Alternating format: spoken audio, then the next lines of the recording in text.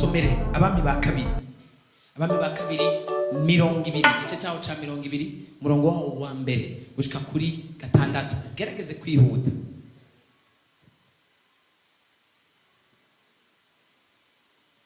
Ya turasoma mu izina ry'umwami wacu Yesu Kristo. Mbere y'usoma bwira mugenzi wawe amaraso ya Yesu, amaraso ya Yesu.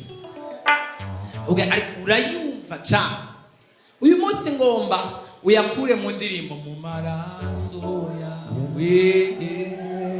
mu maraso yawe.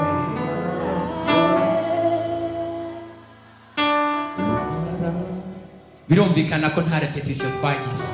Imana idufashe cyane gose. Hallelujah, hallelujah. So I want you to remove this blood out of songs. Ukura amaraso ya Yesu mu ndirimbo, uyakure mu majambo.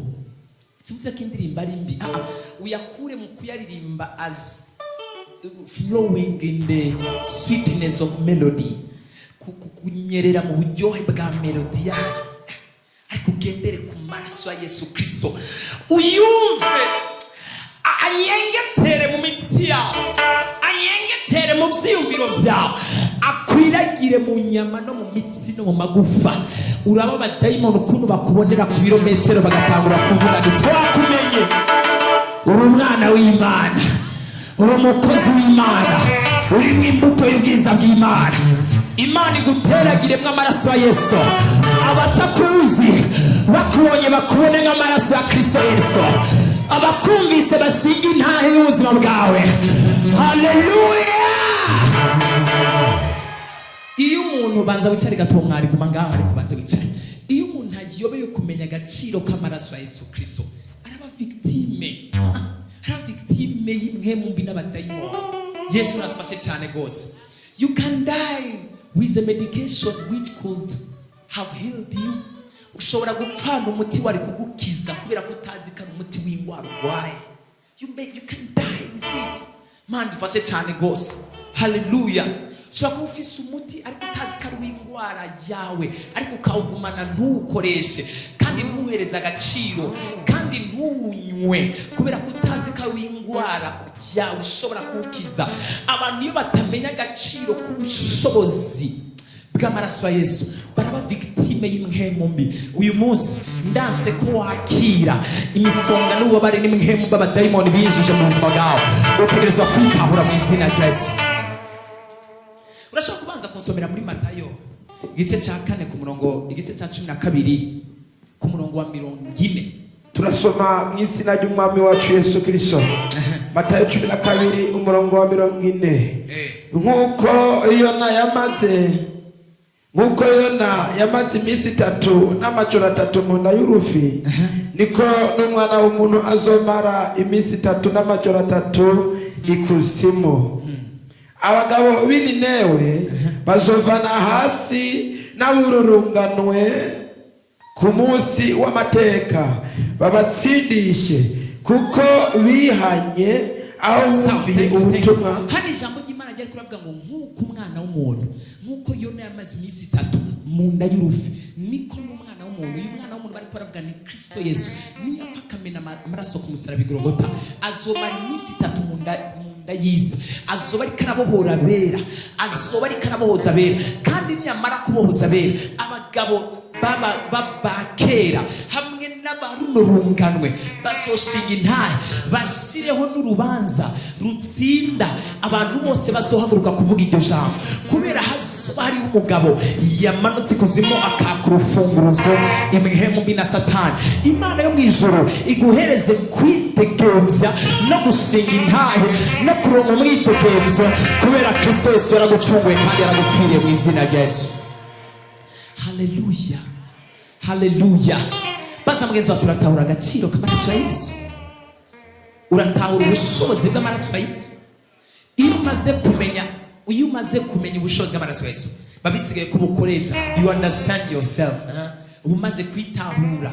Ndishingira intahe, nta muntu n'umwe nokenera ko aza kuza kunyemeza yuko nzi Imana kandi nkorana nayo. I don't want anyone to prove it. Imana nkorana nayo maze kubona irema intahe, maze kubona ikiza abagwayi, maze kubona igaburira abashonje, maze kubona yambika batambaye, maze kubona ihereza urubyaro abatagira urubyaro, maze kubona uhindura amateka y'abantu. How can you tell me that my God does not work? Nimba bitarakunda, it is a matter of time. Nimba bitarakunda n'igihe, ariko amaraso ya Yesu Kristo hari ibintu bishasha zo gukora mu buzima bw'umuntu. Abizera bari hejuru bategeka. Kandi umaze kwizera amaraso ya Yesu Kristo uca wihagararako. Ariko abantu bose batarayizera ngo banayatahure ntibagira kwihagararako. Abadayimoni barabamanipira bakabatwara. Reka ndabatere inkuru y'intare imwe. There is this lion. Iyi nkuru muyikurikirane neza. Hari intare imwe yavutse isanga nyina wayo ntayihari, isanga se wayo ntayihari, isanga ivukiye mu muryango itari ziga ko yovukiramo, yisanga ivukiye mu ntama. Imana ifashe cyane gose. Yaravutse iza gukanura yisangira ahantu mu ntama. Yarayibyacara yitarayisiga yisanga umuntu ayitoye acazigenda kwirera mu ntama. Iyo ntare ikikurira kuri discipline n'imigendere hamwe n'imyitwarire y'intama, ntiyigeze imenya yuko muri kamere kayo harimo gutontoma, kandi ijwi ryayo ntiyarizi ko rinyegeje muri yo, kubera yuko icyo yarizi yari kapasite n'urugero n'ingufu n'inkomezi na abilities zaho yakuriye nabo yakuranye nayo. Ntiyamenya ko ari intambwe, ntiyamenya yuko mu menyo yayo harimo ubumara hamwe na speed nyinshi yo guturitsa amagufa menshi mu kanya gatoya cyane. Ntiyamenya yuko ari umwami w'ishamba. Iyo ntare ntiyamenya ibanga na rimwe, kubera yuko n'ikibanza yakuriyemo naho yevuniwe ntiyigeze yigishwa yuko ishobora gusohora uburenganzira bwayo n'ikiri muri yo. Ikura yutonga n'intama, ikura ihebe. Bavuga ngo bwira gute intama, bavuga kwigira gute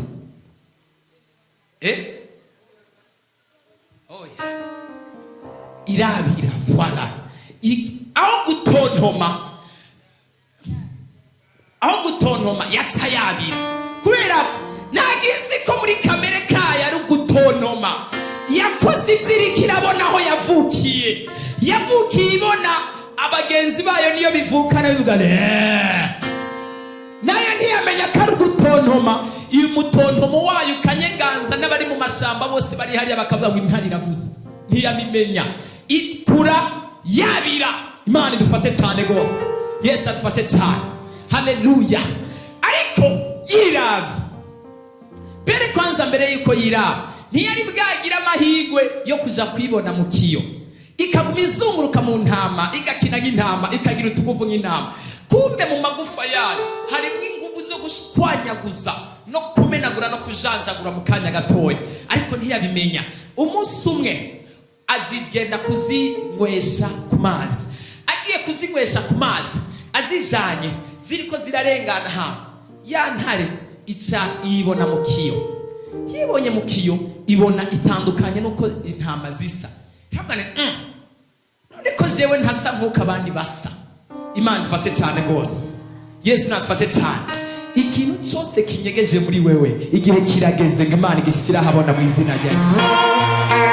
Ingabire wicaye kimyaka myinshi igihe kirageze ngo ishahabona. Ubutunzi abarozi banyegeje igihe kirageze. Abizera bari he batere haleluya. Haleluya. Irenganye ibona ifise ibyoya mu maso, ibona ifise ivyinyo, ibona imeze ukundi kuntu, ibona iragaye. Ariko ibona udutamo kuntu tumeze, ariko naho ntafise umpa makuru uko biri kose hariho akantu kandimwo karenza akabarimo. Imana ifashe cyane gose. Umunsi umwe agenda kuzigenda kuri, imagine intare iby'ubwatsi, kandi muri kamere intare itajya ubwatsi y'inyama.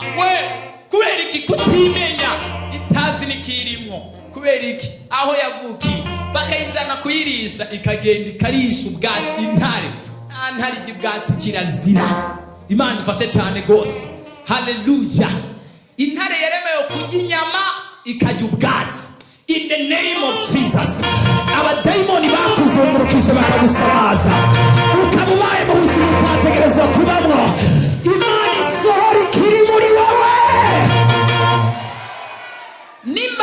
igikundiro kinyegeje muri we cyategerezwa kugushira ahantu wategerezwa kuba uyu munsi kizahabona mu izina rya Yesu. Nimba ari ingabire z'ibikomeye uyu munsi Imana izishira ahabona, hari abantu bariko baravyakira ariko nta muntu ari ngayo. Tera haleluya. Intare ikaja kurisha, intare ikarisha nk'intama kandi yaremewe kujya inyama. Umviriza, nababwiye yuko your mentality is your reality. Mentality yawe nibwo buzima bwawe. Niwagira mentality iciriritse uzoba mu buzima buciriritse. Niwagira mentality yo kudatera imbere ntuzokwigera utera imbere. Niwagira ivyumviro vy'uko utobohoka ntuzigera ubohoka. Niwagira ivyumviro ko Satana gusumbya inkomezi nta ntuzokwigera umusumbiriza inkomezi. Niwagira ivyumviro ko abarozi baragufasha utoshobora kubohoka. Nakunze washinze intahe aravuga ngo abarozi baramubwiye ngo uyu mwana ngo uyu mugore niyavyara ngo tuzoca dukiza. Nawe aravuga ni azovyara, aravuga ntazovyara, aravuga ni azovyara, aravuga ni ntazovyara, nawe azovyara. Utegerezwa kugeza ku rugezo Imana yawe ihagararako kubera uzuye nisonze Imana y'igicaniro cya repentance, nisonze Imana yampamagaye, nisonze Imana yampaye agakiza. Nta murozi nta mupfumu azohagarara imbere yaje mu izina rya Yesu. Nta muntu yotera haleluya. Umunsi umwe rero zagiye kurisha, haca hatera intare zije guhiga. Za ntare zirajya intama zica zibona iyo bisa nayo iratonoma. Yanaye kubera ko nayo itazi ko muri yo harimo umutonomo, yiruka mu ntama. Watewe intare. Mana yanje we, hari abantu bariko barahunga Satani bagize ubwoba kubera batazi Imana n'ubushobozi bw'amaraso buri muri bo. Imana yo mwijuru iseru bwiza bwayo n'inkomezi zayo n'imbaraga z'Imana mu izina rya Yesu Kristo. Kweri kuratinya nkaho Kristo Yesu atari umwami n'umucunguzi wawe. Kweri kuratinya nkaho umucunguzi wawe yapfuye. Your Savior is not dead, is alive. Aracyari muzima kandi abayivugira ngo umucungure mu izina rya Yesu. Inyuma y'akanya gatoya baca bari za ntare ziriruka ziragarura ya ntare yari yagiye. Garukira ngaho, wewe uri kuraja hehe? Abona ntibaririye. Intama barazimara. Avuga ni kumbe ndibonye ya shusho nigera kubona mu kiyo, ngiyi ndayibonye ngaho. Jewe nategerezwa kuba ndi hano. Ikibanza ndimwo sico ndimwo. In the name of Jesus. Ikibanza cyose cy'ubunyantege, ikibanza cyose kikengeretse ntago ari cyo waremewe kubamo mu izina rya Yesu. Ibisigazwa ntago ari yo waremewe kurya. Imisigaza ntago ari yo waremewe kwambara. Ntago waremewe ko abantu bambara nibacoka bace bagukurira nawe wambare. No!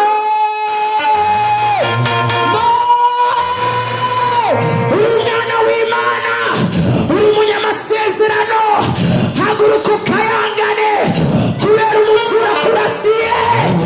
Haleluya. Ibyiza vya mbere niwe bitegerezwa gutumbera mu izina rya Yesu. Amafaranga niwe ategerezwa gutumbera mu izina rya Yesu. Iby'ubushobozi niwe bitegerezwa gutumbera mu izina rya Yesu. 15 years keza ngaho dukomere Imana amashimwe. Itangazo Imana irambwiye ngo ibintu bigiye guhinduka. Hari amakuru wakiriye uyu munsi turayahindura. Amakuru wabwiye ko bitagishoboka uyu munsi ndakuzana itangazo rivuga ko bigiye gushoboka. Hari abariko baravyizera hano, hari abari bahaswe kuvyizera no ngaha. Itangazo Imana na mpemu yera na data n'abamarayika n'ibinyabugingo biravuze ngo amateka agiye guhinduka. Ibintu bigiye guhinduka mu izina rya Yesu. Ezekiel, this man, uyu mugabo Yesaya, this is the prophet who prophesied. Ari mu bavugishwa bavugishijwe guhera ku gice cya mbere gushika ku gice cya nyuma. Every verses was prophecies. Aho igice cyose ubuvugishwa. he prophesied. Yaravugishijwe ubuvugishwa bukomeye. Ubwo yavugishwa bwose bwaba ari ukuri, azana ubuvugishwa ku mugabo yitwa Ezekiya. This Ezekiya yari umukozi w'Imana. Hamwe na Ezekiya, uragwaye kandi ntukira, itegure ugiye gupfa. Ezekiya aravuga nibikorwa nakoze ntaho njya, nibyo nshaka gukora ntaho njya. Ndakeneye abantu bavuga ngo ntaho njya, nibisoboka, ibikorwa by'Imana nibipfa, umugabo wanje ntapfa, abana banje ntibapfa, urugo rwanje ntiruhagarara, mariage yanjye ntihagarara. Haleluya! Kandi ibintu bitegerezwa guhinduka mu izina Yesu. Ataja ku mavi, yambwiye ngo arikemuka, ataja ku mavi arafukama. Mana, ibuka ukuntu nagukoreye, ibuka amajoro nagukoreye, ibuka ukuntu nagororotse, ibuka ibikorwa byose nagukoreye. Ezekiya yacambwiye ni urakoze cyane ubuvugishwa, urakoze ko mubuvugishwa, ariko Imana yanjye ndazi ahantu tuvuganira. Abantu nibakubwira amajambo akintege, nuzoje guharira nabo, nuzoje gushwana nabo, nuzoje kuvuga ngo wangiriye isari, wangiriye ipfuwe, genda mu bwigobeko. We nuzana uvuganira n'Imana, nuzana yaguhereye amasezerano, nuzi urufunguruzo rw'ibintu, nuzi urufunguruzo rwitwa passport tugugurura ku miryango yose bitwa maviyoloji. Ko ku mavi, sa ku mavi, atagenda ku mavi, ntabwo nyanga nangiye gupfa, kurera isizokira. Kandi nibikorwa nawukore, ibuka Mana, ibuka ukuntu natanze, ibuka ukuntu nubatse mu rusengero, ibuka ukuntu naguze ibyuma byo mu rusengero, ibuka ukuntu nakoze ibi n'ibi, ibuka abantu bihanye ku bwanje, ibuka abantu nasengeye, ibuka abantu nafashije. Imana ivuga ngo icyo ndacyemeye, ndashize ko vi. Ataravuga ngo si ibyo byonyine, Mana urazi n'amakuru, uzi ibikorwa naringiye kugukorera, hihanye ibihumbi ibi, ariko jewe hari ibindi bihumbi byinshi bisumba ibyo nazanye naringiye kuzana. None Mana, ibyo nabyo urabihebye ngo bipfe. Imana yo mu ijoro ihindura ibintu mu izina rya Yesu. Hari abantu bagera ku rugero rwo gukorana n'Imana no gukundana n'Imana, igihe Imana yafashe ingingo bakagenda kuzana nayo, bakavuga Imana ehiki. Imana ikavuga aho ndabyemeye ko mbona ndabifisemo inyungu. Sawa. Uyu munsi ko umugambi w'igikorwa cy'Imana ku buzima bwawe, Imana ihindura urupfu rwari rwategekanyije imbere yawe ruhagarare. Imana ihindura inyasi yari yategekanyije kuzaga ihagarare. Imana ihindura abadayimoni bari bakwimiye icyobo bahagarare. Abizera barihe batere haleluya. Imana kiravuga ngo oniyo yazi. Icyambere ndagukijije, cyakabiri ndakonge nini imyaka 15. Ntiyamwongeye imyaka 15 yo kubaho, yamwongeye kuyo yari kubaho. Bakuvuga ku myaka bategerezwa kubaho. Nimba ari jana shize kindi 15, izokirishana 15. Umuntu wese ari hano hari igikorwa na kimwe mu nzu y'Imana yakoze. Imana ihindura ibintu, imwongera imyaka yo kubaho mu izina rya Yesu. Kubw'amaraso ya Yesu Kristo, Imana ihindura ibintu mu izina rya Yesu Kristo. Inama zikorwa mu ibanga utumva, amajambo bakuvuga utigera umenya, amakritike bagukritika utigera umenya. Kubw'ibikorwa by'Imana ukora, Imana ihagarika iyo migambi y'abadayimoni mbere yo kwishima amabwiro ku buzima bwawe. Abizera barihe batere haleluya. Amaze kugera kuri Yesaya acaragaruka, ayaya ntararengana. Imana irambwiye ngo irahinduye ibintu, ntabwo gipfuye. Imana ihindura ibintu by'ubuzima bwa izina rya Yesu. Haleluya. Yesu natufashe cyane gose. Hari abantu hano ngiye gusengera bashika kuri 10, numva ijwi ry'Imana riko rirambwira. Can I prophesy? Rero kumvugishwa banzuheze simbira kuri ndwihera kundwi, shitsa kuri 11, gerageza kwihuta cyane. Kundwi n'umurongo wa nyuma ntawo ndisoma. Maze Yesaya aravuga ati munzane intore ibumbabumbe mu sukoni. Gasubiremwo. Maze Yesaya kundwi. Maze Yesaya aravuga ati munzane intore ibumbabumbe mu sukoni. Intore ndamubwiye bayizanye bayomeka ku kibyimba arakira. yaragwaye ikibyimba. Umukozi w'Imana Ezekiya the prophet mvugishwa n'Imana yavugishijwe ku magufa bamazima. Imana ifashe cyane gose.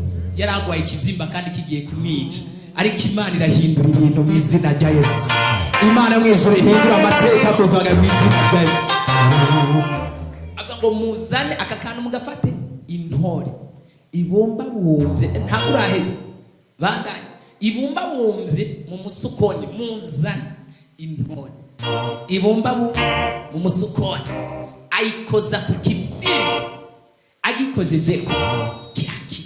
Bandanya Hezekiya arabaza Yesaya ati ikimenyamenya kizobiki? Ikimenyetso kizobikihe cyerekana ko uhoraho azonkiza, cyerekana ko uhoraho azonkiza, kandi ko nzoduga nkaja mu ngoro y'uhoraho ku munsi ugira gatatu, kandi ko nzosubira mu bikorwa byanje nyuma y'iminsi 3. Yesaya aramwishura ati iki nico kizoba ikimenyamenya uhoraho aguhaye. Now this is the sign cemeza yuko azoshitsa ibyo avuze. Iki ni ikimenyetso cyerekana ko uzoshitsa ibyo uvuze. Uragomba ko igitutu kija imbere intambuko 10. Ugomba akakana mukumva, ugomba ko igitutu cawe kije imbere yawe intambuko 10 cyane ko gisubira inyuma intambuko 10 nyene, cyangwa ushaka ko igitutu cawe kigenda inyuma imetero 10. Hezekiya aramwishura aterega igitutu kuja imbere, igitutu kuja imbere intambuko 10 ni coroshe imbere n'ibisanzwe izuba rirashe coja cofuma gisubira inyuma intambuko 10. ashaka igitutu canje kije inyuma gipima imetero 10.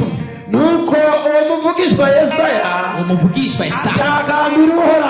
atakambira uhoraho nawe ahera igitutu cyari kigeze ku ntambuko z'urugero rwashinzwe na Ahazi, asubiza ico gitutu inyuma intambuko 10.